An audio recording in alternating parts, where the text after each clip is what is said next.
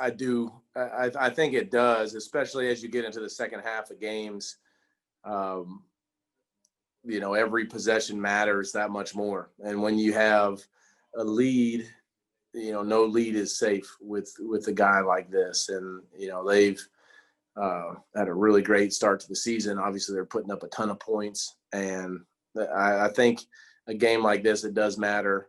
In that second half, your mindset can't be, if you have a lead, okay, we're going to sit on this thing and just hope that things work out. You've got to keep going the whole game, and every possession you got to make it count. And it's not one of those games where you're going to be sitting there watching the clock in the fourth quarter. Josh? Hey, Fitz, we talked to Chan the other day, and one of the funniest things that he said in our conversation was that the offense realized on Thursday that it wasn't against the rules to, go out and begin the game with 2 straight scoring drives.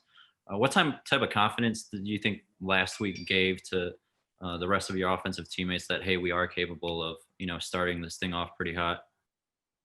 I think the last few weeks we're just in a little bit better rhythm, and that's gotta continue this week. You want to see it happen for the rest of the season, but this week is definitely very important for us, not just to get to a fast start, but put together a full game. And last week we had a good first half, didn't capitalize at the end of the 2-minute drill, and then a slow second half. So that's something we won't be able to get away with this week. We've got to put together a solid offensive game for all 4 quarters, and that'll be an emphasis for us this week. Travis? Hey, Fitz, I want to talk about your offensive line here real quick. According to one website, you've been under pressure on 30 of 111 dropbacks this year, and 19 quarterbacks in the NFL have been under pressure more often. Last year, you were under pressure 230 times out of 580 dropbacks. That was the 6th most in the NFL compared to, with 13 starts compared to 16 starts for some other guys. So my question is about the offensive line, and with 80% turnover on the line from a year ago, from your perspective, how have they been able to gel and perform so well so quickly? Well, I think Ted gets a lot of the credit there. He's the leader for those guys up front and has done a really nice job. I think, just the talent that we brought in the offseason, those guys have come in and meshed really well. But it's early too. They've got a lot of work to do, and communication-wise, we have to continue to get better, whether it's me and Ted or Ted with the rest of the guys. So there's still a lot of work to be done, but it's been a good start. It's been a solid start for those guys, and I'm proud of how quickly they've been able to come together. But as we know in this league, as soon as you show something that there may be a crack, or there may be something that guys can take advantage of, they're going to. And so they've got to come out and perform every week. And we've just got to continue to get better and not be happy about the first 3 games. Soften. Fitzy, those shoulder pads look like you stole them from one of your linemen, man. I wanted to. They look like those. They said those shoulder pads. I don't know what this extra thing is. Shoulder pads like my mom used to wear back in the 80s. That's great, Fitz. I wanted to ask. Last week, 2 games in 4 days. You went from, the Buffalo game, 3 touchdown drives that could have been 4, and 3 straight, drives to score in Jacksonville. Is that a hot week? Do you think you guys can sustain that, coming up this week? I do. I mean, I think we have a lot of confidence right now. I think the guys that I'm throwing the ball to are doing a really nice job, and we're getting better there. We're getting a lot of different guys involved, which I think is really helpful. And, Miles has really stepped it up the last few weeks. So there's a lot of stuff that, we're kind of gelling and figuring out who we are. And I think as we do that, and as we continue to spread the ball out a little bit, hopefully the success continues. Al? Fitz, I could swear a minute ago you mentioned your mom wearing shoulder pads, but I wanted to ask you about Russell Wilson and what you respect most in him, and if you can believe that he has never received an MVP vote. I think the biggest thing about him is he's consistently won every single year. and he finds different ways to do it. But the last few especially have been very impressive. I think when he first got there, it was all about the Legion of Boom and, beast mode and all that. And, he's really embraced the culture and the competitiveness and the things that their coach preaches. And I mean, he's had an incredible career so far, and he just gets better every year. So, I think he has an amazing record as a winner in the National Football League, which is most important, and just continues to get better every year. Whether it's, understanding of the game or physically somehow, he finds a way to do it. So it's been really impressive to see the start of the season for him. All right, we'll take one more. Joe? Fitz, the team is among the best in the league in fewest penalties, and that's been the case since Coach Flo took over the program. What are some of the things that you've noticed that are contributing to that, including even, offensive line penalties and whatnot? Well, I think part of that is focus on fundamentals and the things that we do in practice to sort of eliminate some of those bad habits. I also just think, in terms of a clean operation and avoiding a lot of those pre-snap penalties, that's been a big thing too, whether it's the false starts or the delay of games on offense, illegal formations, that kind of stuff. Those are all things you can avoid. And, we'll have penalties that pop up throughout a game just like anybody will, but preaching fundamentals and then just preaching those small things, the penalties that we can avoid, and making sure that, we all understand that those aren't acceptable, that those have been two things that have really helped us out in that area. Pride myself in being a disruptive player. Whatever you want me to do, I got you. And that varies week to week. Different teams do different things, and we want to attack those situations. And I feel like all 11 of us are playing together to allow those plays to happen. And hopefully we can just continue to keep progressing and keep doing that. Travis? Hey, Kyle, you're going to see one of the league's most athletic quarterbacks this Sunday in Russell Wilson, and he's got a penchant for evading the rush as well as anybody. How does that change, your target point as a pass rusher, or kind of alter the way you work to get upfield so it's not overrun him? Yeah, I think you have to be conscious of that, but at the same time, you got to do your job and do it to the best of your ability without overthinking.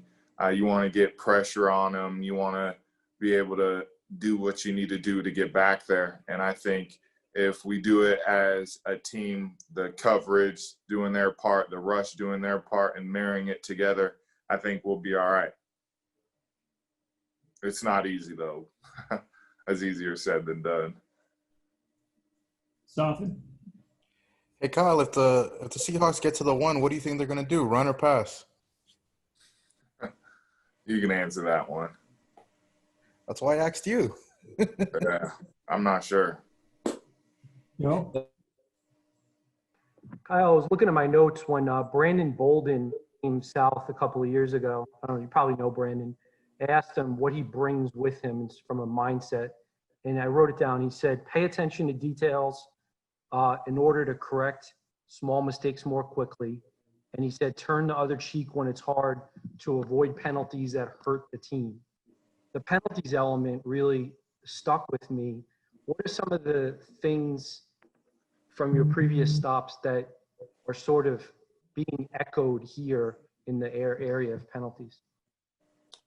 I don't know if anything's being echoed. It's more so just taking on Coach Flores' philosophy and being a fundamentally sound team that doesn't make mistakes, and mistakes are penalties, and we want to limit those as best as possible.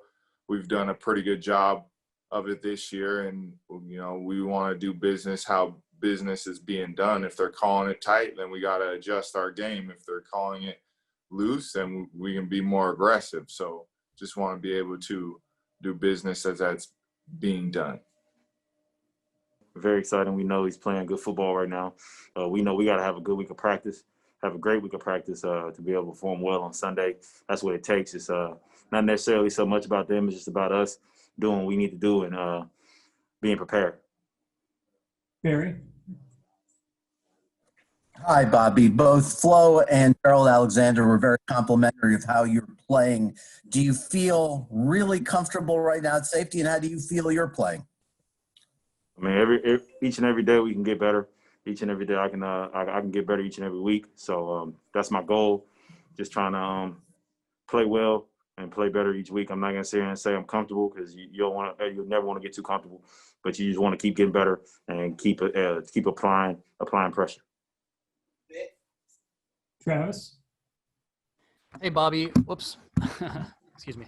The Seahawks come into this game with a couple of really, dangerous deep threats. I'm just curious, from your perspective on that kind of single high safety look where you're 20 yards off the ball so many times, how much importance do you put on yourself to help limit that deep passing game? I'm sorry. Repeat that one more time. Give me that one more time. Yeah, it's no problem, man. So just the Seahawks come in with a couple of guys that are known for getting deep on defenses, and DK Metcalf and Tyler Lockett. And obviously Russell Wilson throws one of the better deep balls in all of football. As the guy that plays that single high safety look so often in this defense, how much onus do you put on yourself to kind of limit that deep passing game? I was just doing my job, man. Defending the deep part of the field. That's our job as a secondary. Just making sure we defend the deep part of the field. Don't allow big plays. Don't allow big touchdowns. And it depends on what coverage we're playing. So I can't tell you what coverage we'll be in, or whether it'll be single high or whatever. But just defending the deep part of the field is our job as a secondary. Joe? Hey, Bobby, one of the things that has happened since Coach Flo took over is penalties have gone down. I'm curious, from your perspective, in terms of like pass interference, defensive holding, how did the coaches help you guys figure out, hey, I can do this, but I can't do this to this player or in this game or with this official? Like, what's going on behind the scenes that's helping you guys? Just making sure we're disciplined at practice, making sure at practice that we understand the rules, and that we get, you can't get too handsy on guys, especially at the top of the routes, because they will call it in this league. You have a 5-yard access to put your hands on guys, but you can't hold them. And just explaining the rules to everyone each and every week. We go over the rules, and having the refs here for training camp, like having the refs here was huge, because they explained to us what we could and could not do. So that helped a lot. Adam? I was curious, I'm sure you were made aware of what's been going on with the Titans. Your reaction to them, maybe not playing a game this week, at the very least, it's going to be delayed. And what is Coach Flores' message been to you guys internally? Is this kind of a wake-up call, do you think?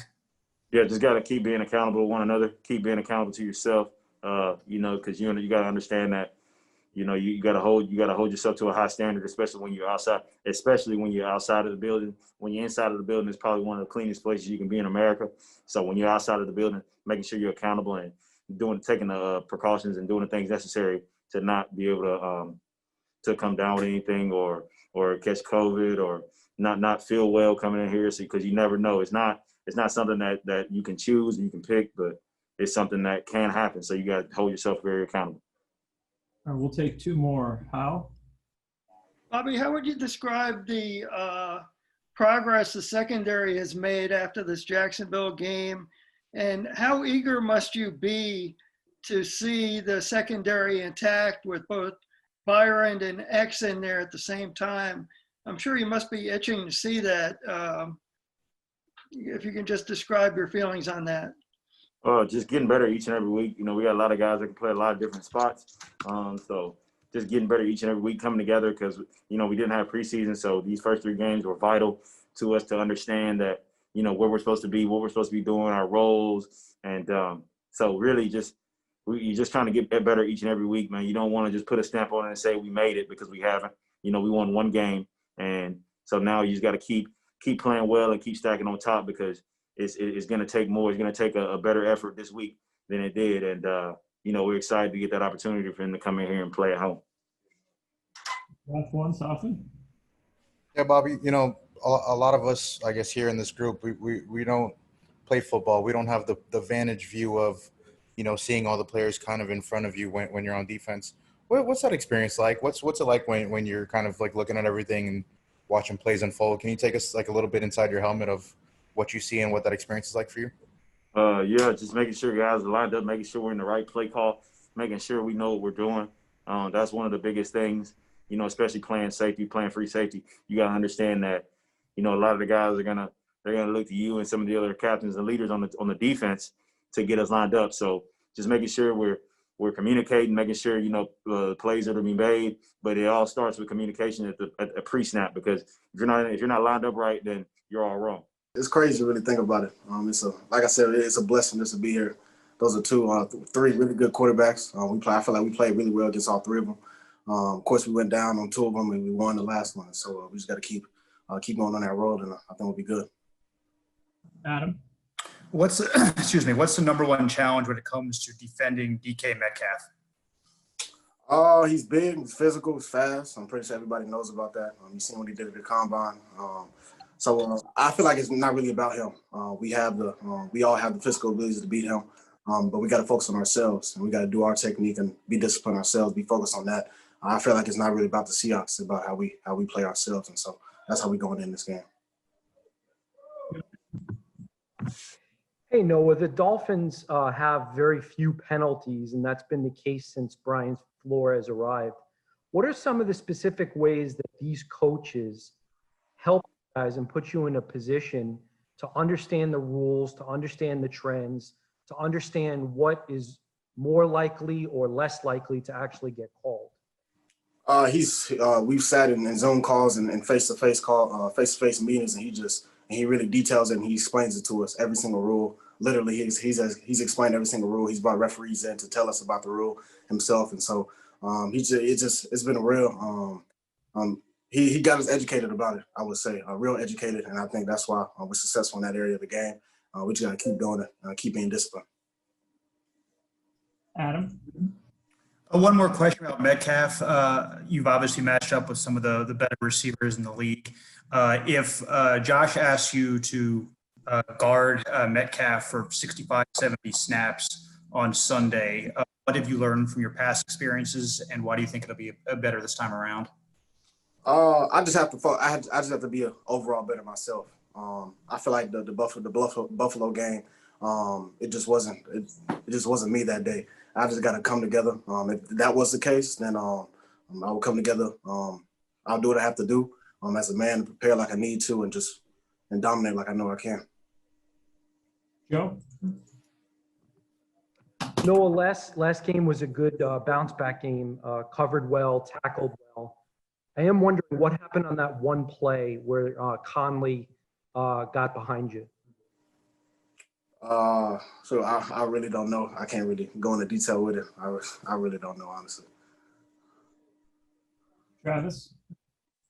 Hey, Noah, you had mentioned focusing on your own technique and your own fundamentals and being disciplined. Just to kind of piggyback off the previous questions, what would you say you changed in your fundamentals and your technique from week 2 to week 3 to have more success on game day? I'll say I took a breath. I just relaxed. I feel like that second game I was tense, just on myself.